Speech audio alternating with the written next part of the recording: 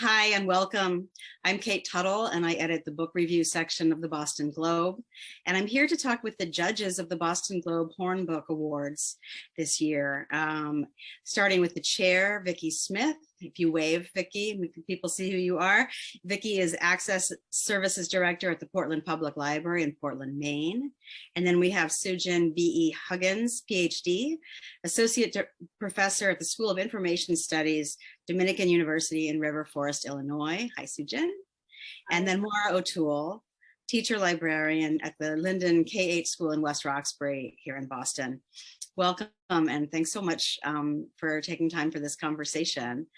I know that this prize, this award, the Boston Globe Horn Book Award, which is coming close to celebrating 50 years as a collaboration, has a history of selecting unusual books sometimes, not necessarily the best-selling children's books, but the books that this panel of judges finds the most excellent. And in fact, excellence is the only criterion for this award, and is defined by each year's committee judges.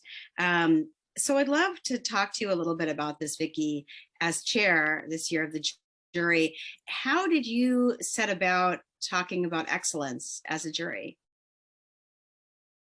Well, that's a good question.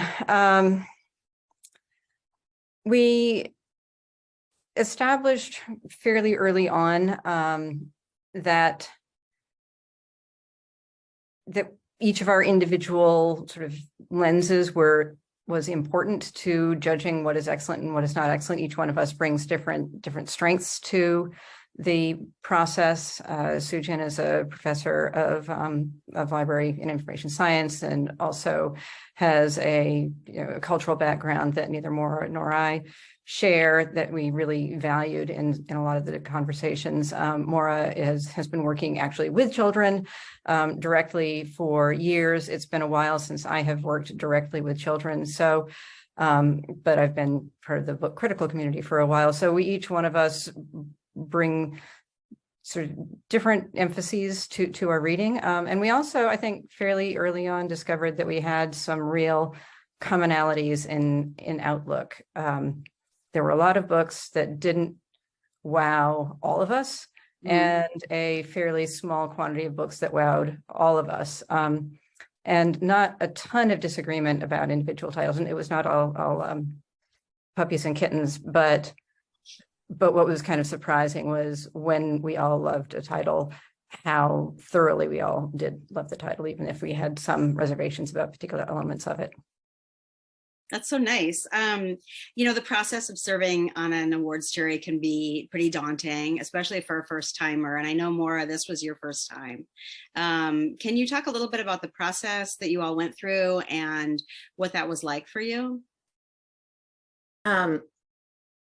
Yeah, I mean, I'd never been on a committee, and that there were no sort of criteria decided beforehand was really interesting. And the books initially came in a trickle, and then came in sort of in like a deluge, right? I would come home and there'd be like tons of packages on my porch that I had to go through. And I think, sometimes it was difficult when I put a book forward and it didn't get the response that I felt about it, but I do feel like as we met more and more, we did really like hone in on what the three of us liked. And I think I'm super proud of the final selection. When I look at it, I think like, I love all those books, but yeah, I think not having had the experience that Vicky and Sujin had, like, was sort of interesting to have to like figure out exactly how to evaluate books with other people, and how to elevate books beyond just like a personal liking, Yeah, and I heard in a conversation earlier that you ended up voting a kind of weighted voting system developed by some of the smart folks at MIT. Can you explain that algorithm a little bit, or is it completely? I don't think it's proprietary. Okay. And I borrowed it from an earlier prize experience that I'd had that worked well with three people.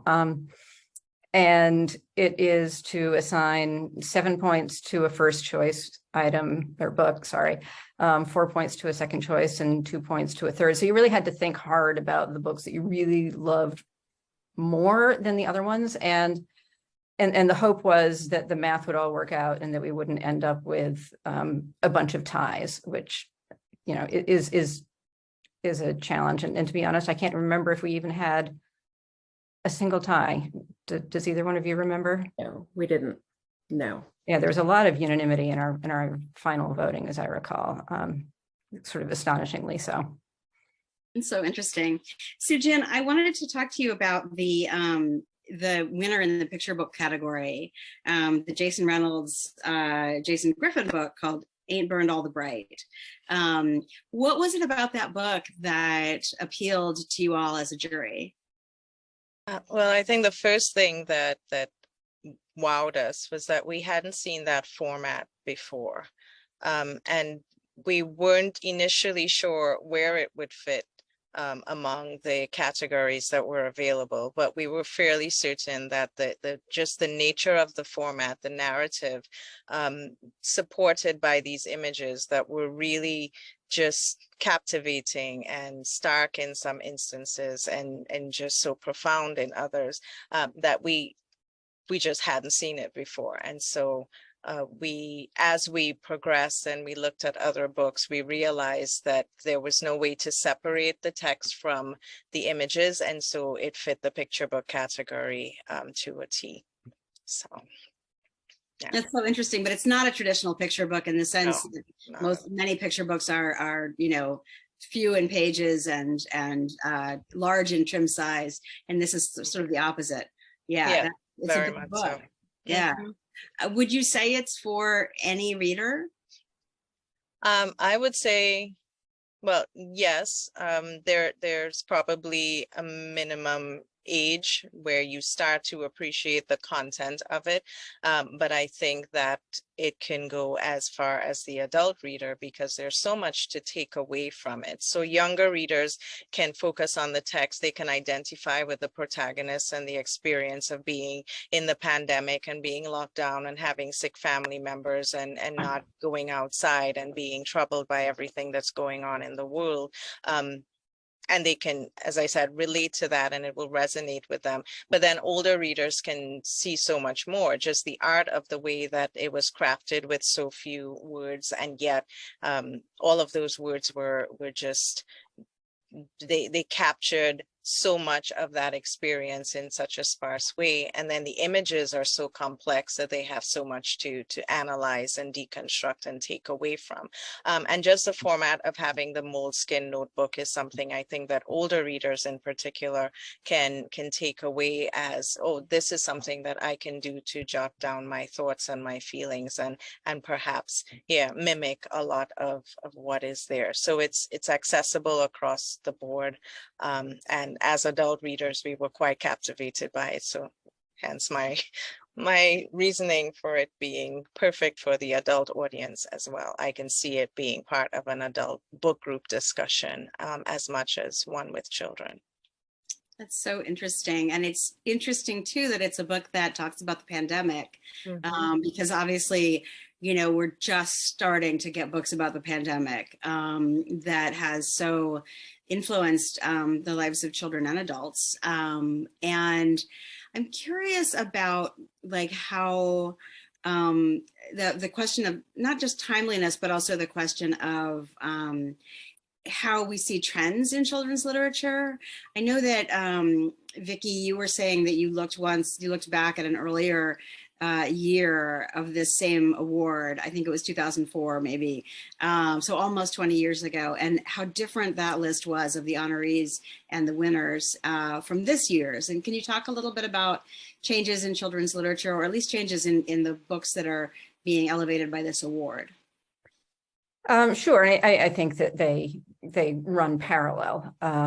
Folks who have been watching children's books for the past decade or so will remember the We Need Diverse Books movement of the mid-2010s. And that has really opened up the doors to a lot of creators of color. And I don't remember 18 years ago how many submissions we had that were by creators of color, but I can tell you that every single honoree presented white, and most were either British or American. This year, it was, paddling about in this sea of artistic richness, and it was really exciting to see debut creators, to see a lot of imports, which I am particularly excited about. We saw people stretching from one mode of storytelling to another. Our nonfiction winner, Blackbirds in the Sky, by Brandy Colbert, she's known as a novelist for children and young adults. And this is just a rock solid work of nonfiction. And it's just great to see that the industry is really responding to what teachers, what librarians, what families have been asking for, which is much more representation. And it was really an honor to be able to reflect that in our choices.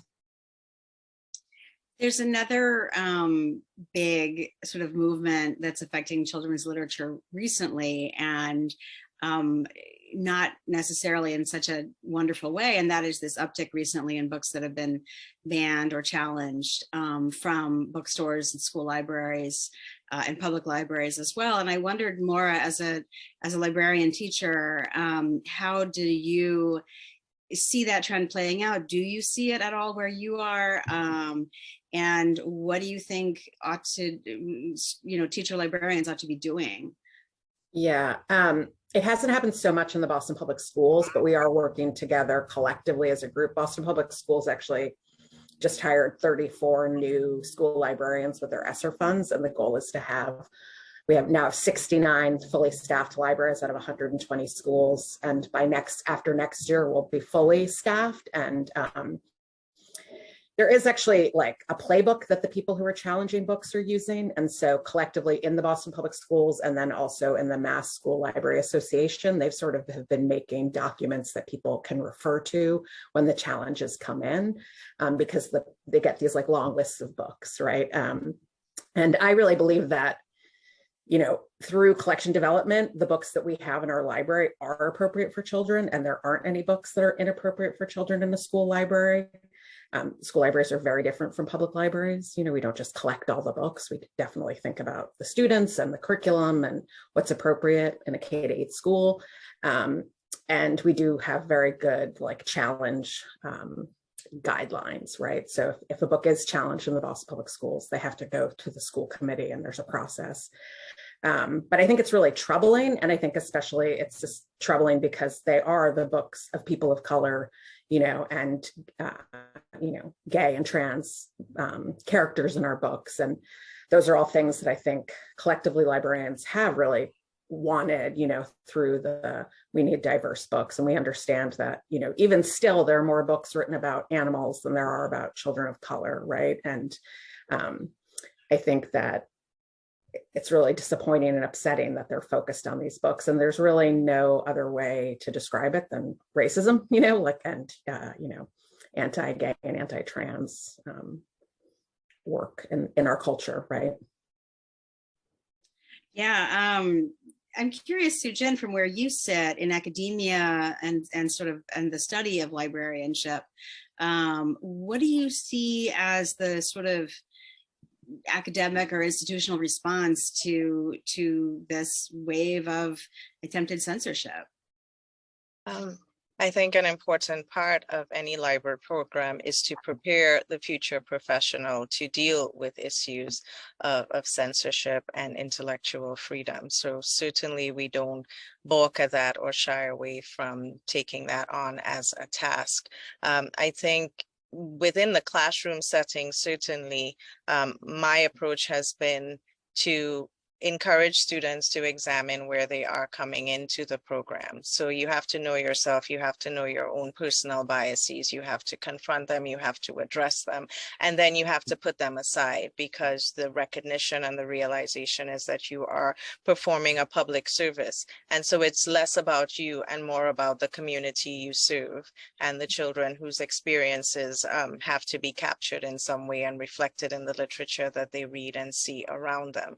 So once there is that level of understanding, and that is heavily influenced by the curriculum that is presented in library school, we all know that the librarianship as a profession, and certainly at the level of academia, is quite, how should I say it, light on underrepresented groups or people of color. So that it's harder to talk about and ensure that your syllabi, your curriculum reflects that level of diversity if you don't have a sort of personal connection or experiences with it. So having that as an academic exercise, having that as being increasingly understood in academia, that this is important. These are challenges that librarians will face, and so we have to give them the tools, we have to prepare them mentally and otherwise and intellectually to deal with those challenges. So I'm happy to hear that there are existing guidelines in the public school systems. Hopefully that will be across the board, but we have to take it seriously, and we have to ensure that the representation exists there in the literature, if nothing else, so that they have the tools to take it forward. And I wanted to ask you, Vicky, as somebody who's been in the industry as both an editor, a critic, you've done a million different things. Where do you see children's literature heading as we start to sort of hopefully climb out of the pandemic, although we're still very much in it. But as we hope to see a more diverse and robust kind of publishing landscape, where's Kids Lit going? And we have how much time for this question, Kate? A minute or two. I guess